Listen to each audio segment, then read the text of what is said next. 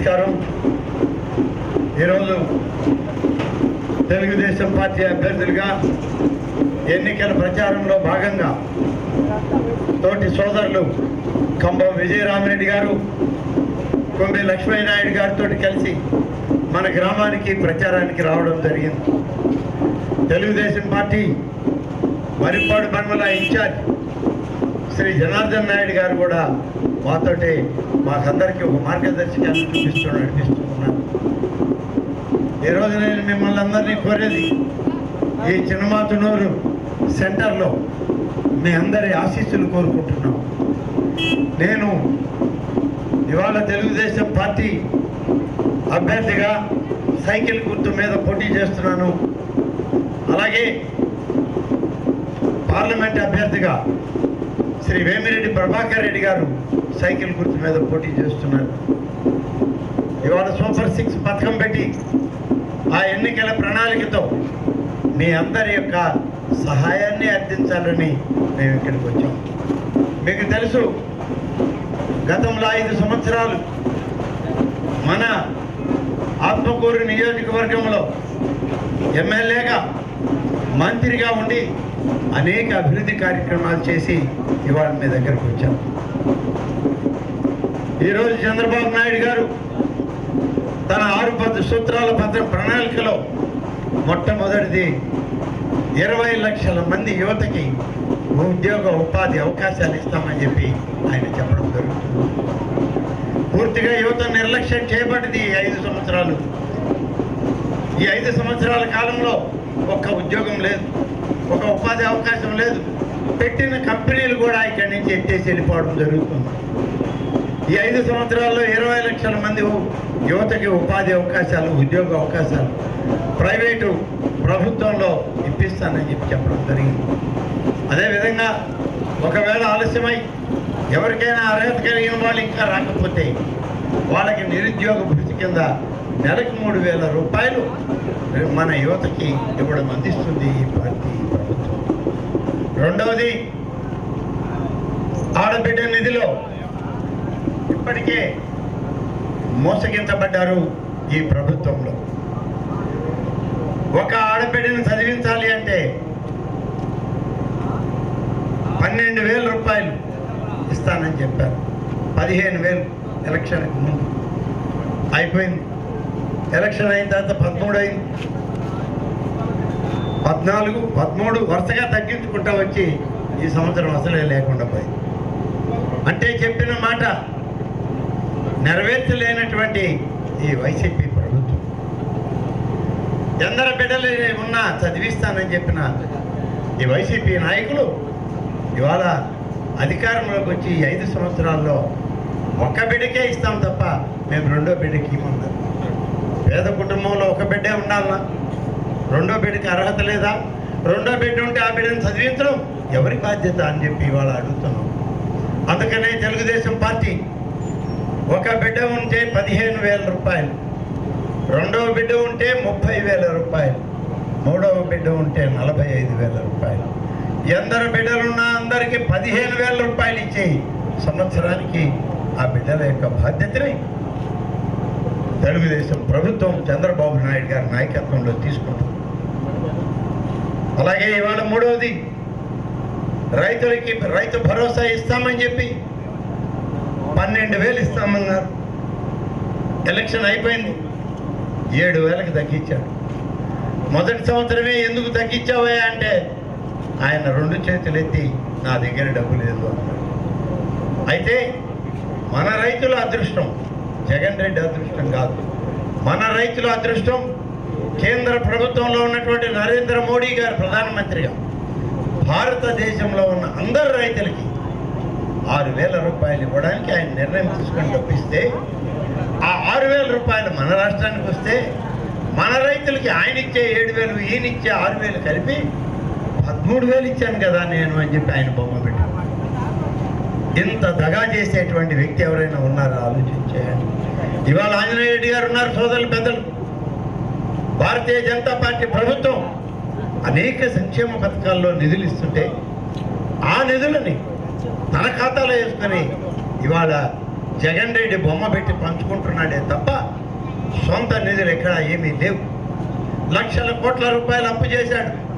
ఎందుకు అప్పు చేశానంటే పేదవాళ్ళ కోసం నేను బటన్ నొక్కాను, ఆ బటన్ నొక్కడం వల్ల ఆ బటన్ ఇరిగిపోయి అప్పులు అయిపోయాను అంటున్నాడు.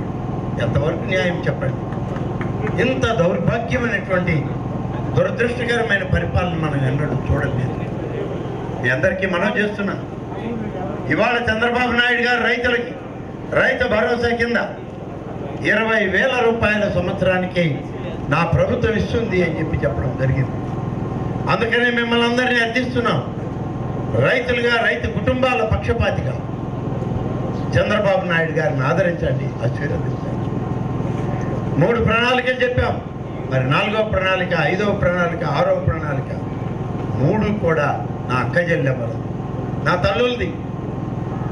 గతంలో మీ అందరికీ పొగరాని పొయ్యిలని చెప్పి గ్యాస్ స్టవ్లు, సిలిండర్లు ఇచ్చినటువంటి దాఖలాలు ఉన్నాయి. అరే బాబు ఆగు, గ్యాస్ స్టవ్లు, సిలిండర్లు ఇచ్చినటువంటి పరిస్థితి ఉంది. ఇవాళ గ్యాస్ ధర పెరిగిపోయింది.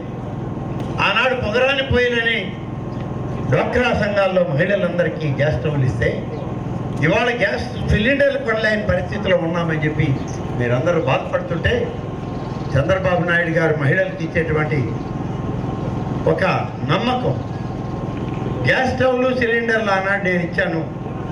ఆ గ్యాస్ స్టవ్లు కొనడానికి ఇబ్బంది పడుతున్న నా అక్క చెల్లెమ్మలకి 3 గ్యాస్ సిలిండర్లను సంవత్సరానికి నేను ఉచితంగా ఇస్తానన్న పథకం ఇవాళ ప్రవేశపెడతా ఉన్నాయి. 3 గ్యాస్ సిలిండర్లు మీకు ఇవ్వడం జరుగుతుంది. అలాగే 5వది 18 సంవత్సరాలు నిండినటువంటి ఆడబిడ్డ, 18 సంవత్సరాలు నిండిన ఆడబిడ్డ భర్తకే, ఆయన పెళ్ళన్నా కావాలి, ఆ బాబు భర్త ఆధారం ఉండాలి, ఉద్యోగం ఉండాలి, లేకుంటే ఉపాధి అవకాశాలు ఉండాలి, చదువుకున్న వాళ్ళకి ఏదో ఒక వృత్తి రావాలి.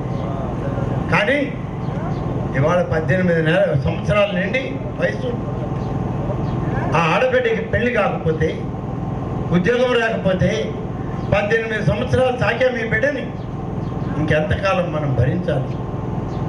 ఏ తల్లికైనా తన బిడ్డ 18 సంవత్సరాల తర్వాత ఆ బిడ్డకి పెళ్లి చేసి పంపించాలని కోరుకుంటుంది. కానీ ఏదో ఉద్యోగం రావాలి ఆ బిడ్డకి, కానీ అవకాశాలు లేవు.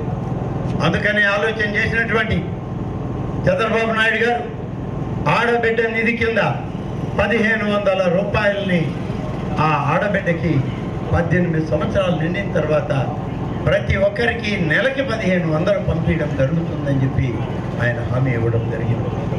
ఈ విధంగా హామీ ఇచ్చి 18 సంవత్సరాల దాకా ఆ అమ్మాయి ఎక్కడైతే ఒక ఆధారం చూపించుకుంటుందో అప్పటి వరకు ఇస్తారు. లేకుదు, రాలేదు, నాకు పెళ్లి కాలేదు, నా భర్తకు తోడుగా లేడు అంటే 54 సంవత్సరాల వరకు ఆ బిడ్డకి 1,500 రూపాయల ఆడబిడ్డ నిధిని ఇవ్వడం జరుగుతుందని చెప్పి మనం చూస్తున్నాం.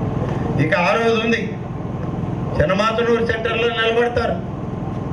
పచ్చటి బస్సులు వస్తున్నాయి, ఎర్రటి బస్సులు పోయినాయి, ఇప్పుడు రకరకాల బస్సులు వస్తున్నాయి.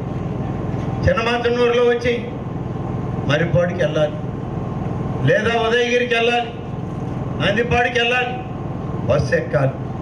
బస్సులో ఎక్కకపోతే ఆటో ఎక్కాలి. ఆటో ఎక్కాలి అని అంటే కనీసం 100 రూపాయలు మన దగ్గర ఉండాలి. 100 రూపాయలు కనీసం ఉండాలి కనుక బయలుదేరడానికి. మరి అక్కడికి పోయిన తర్వాత ఖర్చులు, ఇవన్నీ ఆలోచించి ఆడపిల్లలకి, తల్లులకి, అక్కజల్లెమ్మలకి మీరు ప్రయాణం చేయాలి, మీ కుటుంబ సభ్యులను చూడాలి, ఒక ఆసుపత్రికి వెళ్ళాలి, ఒక విద్యాలయానికి వెళ్ళాలి, ఒక గుడికి వెళ్ళాలి, ఒక శుభకార్యానికి వెళ్ళాలి, మరొక కార్యానికి వెళ్ళాలి, లేదా ఒక యాత్రకి వెళ్ళాలి. మీ మీద భారం ఉండకూడదని ఈ రాష్ట్రంలో తిరిగేటువంటి మీరు, ఈ రాష్ట్రంలో ఏ ఊరి నుంచి ఏ ఊరికి వెళ్ళినా ఆర్టీసీ బస్సులో ఉచిత ప్రయాణ సౌకర్యం నా అక్క చెల్లెమ్మలకి ఇస్తానని చెప్పినటువంటి మాట ఇవాళ చంద్రబాబు నాయుడు గారు. కాబట్టి ఆలోచించండి. తన 6 సూత్రాల ప్రణాళికను మేము ముందు పెట్టాం. మీ అందరి యొక్క ఆలోచనని మరి ఇవాళ తెలుగుదేశం వైపు చూడండి. మన కళ్ళ ముందు, మీ కాళ్ళ కింద ఉంది. ఆలోచించండి.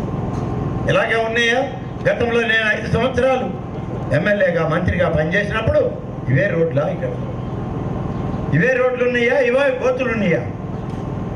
ఇవాళ 10 సంవత్సరాలు 10 సంవత్సరాలు తల్లి నేను రాజకీయ కారణాలతో వేరే నియోజకవర్గానికి పోయి అక్కడ ఎమ్మెల్యేనైతే ఇవాళ చంద్రబాబు నాయుడు గారు పిలిచి నువ్వు మళ్ళీ ఆత్మకూరుకే వెళ్ళాలి, నువ్వు మొదలుపెట్టిన పనులు అనేకం ఆపేస్తున్నారు, నువ్వు చేస్తూ ఉన్న పనులు ఆగిపోయి ఉన్నాయి, నేను తోడుగా ఉంటాను నీకు, నా ప్రభుత్వంలో నీకు అన్ని అండదండలు ఉంటాయి, నువ్వు ఎమ్మెల్యేగా పోటీ చేయి, ఆత్మకూరు నుంచి నీ అభివృద్ధిని నేను చేస్తానని చెప్పి నిన్న కూడా ఆత్మకూరుకు వచ్చి చంద్రబాబు నాయుడు గారు చెప్పడం జరిగింది.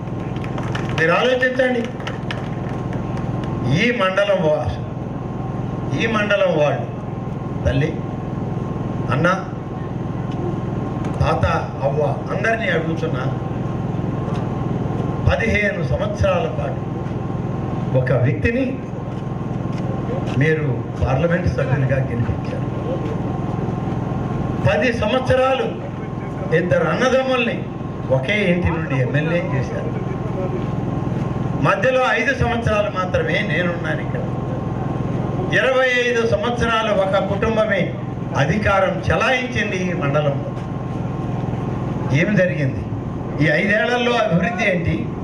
25 సంవత్సరాల్లో మీరు చూసిన అభివృద్ధి ఏంటి చెప్పండి? ఏమీ లేదు.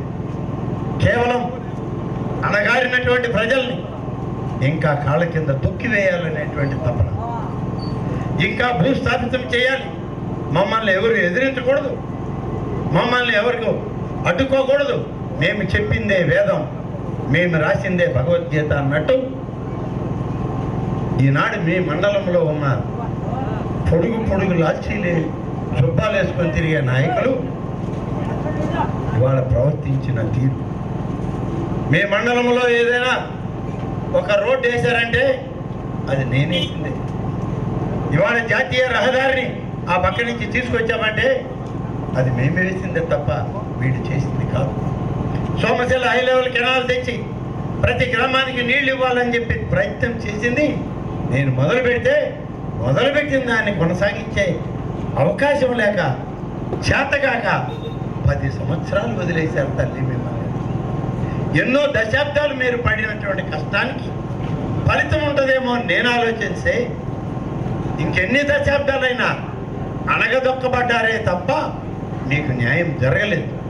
అందుకనే నేను మీకు మనవి చేస్తున్నా, చంద్రబాబు నాయుడు ఇచ్చిన సూపర్ 6 కార్యక్రమంతో ఈ మండలం యొక్క అవసరాలకి సోమశిల హై లెవెల్ కెనాల్ మొదలుపెట్టాం. దాన్ని పూర్తి చేయించి చివరి ఆయకట్టు భూమికి సాగునీరు అందించేటువంటి బాధ్యత నాది, తెలుగుదేశం పార్టీది, ఈ వేదిక మీద ఉన్నటువంటి మా పెద్దలది అని చెప్పి మీకు మనం చేస్తాం. తప్పనిసరిగా చేస్తాం, చేసి చూపిద్దాం. మీ ప్రయోజనాలే మా లక్ష్యం, మీకు మేలు చేయడమే మా యొక్క ఆలోచన. మా స్వంతానికి వ్యాపారాలు లేవు, మేమేం వ్యాపారస్తులం కాదు, మేము ప్రజాసేవలోనే జీవితాలు గడిపిన వాళ్ళం. మేము ఈరోజు మీరు ఎక్కడెక్కడో వ్యాపారాలు చేసుకుంటా ఎప్పుడైనా సెలవు వస్తే వచ్చిపోయేవాళ్ళు మీరు, హాలిడే బాయ్స్ మీరంతా, అంతే తప్ప మీరు ఈ ప్రాంత ప్రయోజనాలకి కట్టుబడి ఉండేవాళ్ళు కాదు. ఇప్పుడు ఎక్కడ చూసినా ప్రత్యేకించి ఈ మండలంలో రచ్చబండ సమావేశాలు జరుగుతూ ఉన్నాయి. ఈ రచ్చబండ సమావేశాలు జరుగుతూ ఉంటే నేను 15 ఏళ్ళు ఎంపీ, నా కొడుకులు 10 ఏళ్ళు ఎమ్మెల్యేలు, మంత్రి, మళ్ళీ మా పోటీ. మీరు 15 ఏళ్ళు ఏం చేశారు? 10 ఏళ్ళు ఏం చేశారు నీ కొడుకులు? అడిగితే సమాధానం ఉందో వాళ్ళ దగ్గర? నేను చివరి రోజుల్లో మంత్రిగా దిగిపోయే ముందు మన ప్రాంతానికి రైల్వే లైన్ కావాలని చెప్పి ఆనాడు ఉన్నటువంటి కేంద్ర ప్రభుత్వాన్ని, ఆనాడు ఉన్నటువంటి ముఖ్యమంత్రిని ఒప్పించి సగం రాష్ట్రం కడుతుంది, సగం కేంద్రం కడుతుందని చెప్పి ఒప్పించి నడికుడి నుంచి శ్రీకాళహస్తి వరకు మన ప్రాంతాల్లో రైలు పోవాలని చెప్పి ట్రైన్ కావాలని అడిగితే ఆ రోజు మంజూరు చేస్తే చంద్రబాబు నాయుడు గారు అధికారంలో ఉన్న వరకు నడికుడి నుంచి పిడుగురాళ్ళ వరకు చేశారు.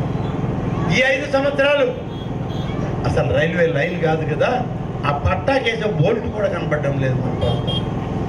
ఇంత దౌర్భాగ్యమా, ఇంత నిర్లక్ష్యమా మనమంటే ఆలోచన. మనం రైలు ఎక్కకూడదు, మనం బస్సు ఎక్కకూడదు, మనకు మంచి రోడ్డు సౌకర్యం ఉండకూడదు. మరి మీకు మాత్రం విమానాలు కావాలి, మీకు మాత్రం రోడ్లు లేకుండానే డబ్బులు దండుకోవాలి. ఇటువంటి వాళ్ళు మనకు పరిపాలన చేస్తారంటే మనం నమ్మాలన్నా చెప్పండి. ఇప్పటికి నమ్మింది చాలు తల్లి. మీరు 10 ఏళ్ళు నష్టపోయినా ఇంకా ఆలోచించవద్దు, ఇంకా నష్టపోవద్దు. ఒకే నిర్ణయానికి రండి. అందరూ తెలుగుదేశం పార్టీని అధికారంలోకి తండి. చంద్రబాబు నాయుడు నాయకత్వంలో మనం అందరం పనిచేద్దాం. ఈ ప్రాంతానికి అవసరమైన నిధులు తెచ్చే బాధ్యత మాది.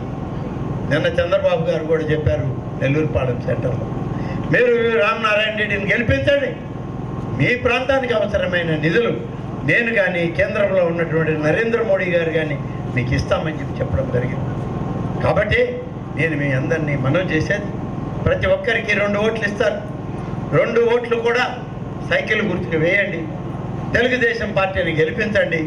మీ అందరికీ ఆప్తులుగా అండదండలుగా ఉండేటువంటివి మమ్మల్ని ఆశీర్వదించండి అని చెప్పి కోరుతూ 2 ఓట్లు సైకిల్కి ఇవ్వండి, మన ప్రాంతాన్ని అభివృద్ధికి పరుగులు పెట్టిస్తానని చెప్పి నేను మీకు మనవి చేస్తాను.